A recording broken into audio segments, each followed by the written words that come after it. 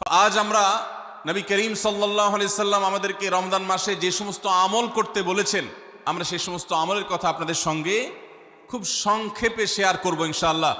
কারণ আমি নবী করিম সাল্লাল্লাহু আলাইহি সাল্লামের হাদিস থেকে এবং কোরআনে করিম থেকেও 27টি আমলের কথা আপনাদের সঙ্গে শেয়ার করব ইনশাআল্লাহ, যার সবগুলোই রমাদানের জন্য স্পেশাল, তবে অনেকগুলো রমজানের বাইরের সময়ও আমাদের পালনীয় এবং করণীয়।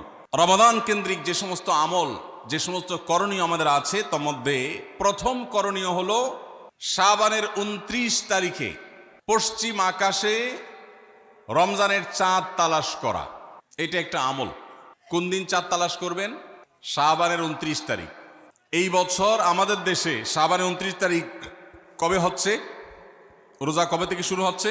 তাহলে 29শে শাবান সন্ধ্যায়, যেদিন থেকে রোজা হওয়ার সম্ভাবনা আছে, সেই দিন সন্ধ্যায় মাগরিবের আগে পশ্চিম আকাশের দিকে চাঁদ অনুসন্ধান করার চেষ্টা করে তাকাবেন।